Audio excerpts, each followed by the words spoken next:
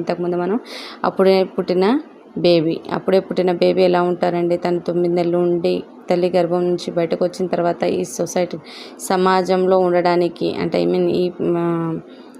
తన చుట్టూ ఉన్న పరిసరాలకు అలవాటు చేసుకోవడాన్ని తనకు తాను చేంజ్ అవుతూ వస్తాడండి. దాన్నే స్కెమాటా అనేసి మనం సింపుల్గా ఎగ్జాంపుల్ చెప్పుకున్నామండి.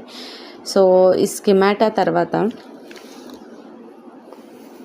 సంజ్ఞానాత్మక విధులండి. సంజ్ఞానాత్మక విధులలో భాగంగా ఫియాజే పొందుపరిచిన అంశాలు ఏంటండి? సంజ్ఞానాత్మక వికాసంలో మనకేముందండి? 2 అంశాలను పొందుపరిచారండి సంజ్ఞానాత్మక విధులలో. ఒకటి అనుకూలత, వ్యవస్థీకరణం. అనుకూలత అంటే ఏంటి? వ్యవస్థీకరణం అంటే ఏమిటి చూద్దాం. ఒకటి సాంశీకరణం, అనుగుణ్యము, తర్వాత వ్యవస్థీకరణము, అనుకూలత, స్కిమాటా. ఇవన్నీ మీకు ఖచ్చితంగా ఎగ్జామ్లో వచ్చే బిట్స్ అండి. ఖచ్చితంగా అంటే ఖచ్చితంగా వస్తాయండి ఈ బిట్స్.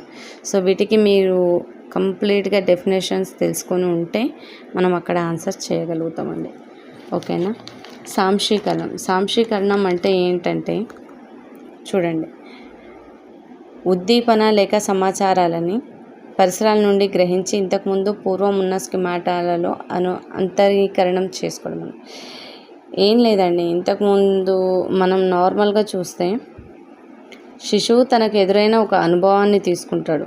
కొత్త అనుభవాన్ని అంటే తనకి ఏదైతే ఇప్పుడు తను చూస్తున్న అనుభవం ఏదైతే ఉందో ఆ కొత్త అనుభవాన్ని పాత అనుభవంతో పోల్చి పాత అనుభవంలోనే పాత జ్ఞానంలోనే ఇముడ్చుకుంటారండి. దాన్నే సాంశీకరణం అంటారు. ఎగ్జాంపుల్ ఏంటి అంటే, ఒక చిన్న పిల్లవాడిని తీసుకున్నాం అనుకోండి, కుక్కని నక్కని చూపిస్తాము. ఫస్ట్ కుక్కని చూస్తాడు, తర్వాత ఇది కుక్క అని తనకు తెలుస్తుంది. తర్వాత నక్కను చూసి ఓహో నక్క ఎలా ఉంటుందని ఆల్మోస్ట్ కుక్కలాగా, అంటే తనకు తేడా తెలియదు కాబట్టి ఇది కుక్కనే అని ఫిక్స్ అయిపోతాడండి. అంటే పాత అనుభవంలోనే తనకు కనిపించిన అనుభవాన్ని ఇముడ్చుకుంటాడు.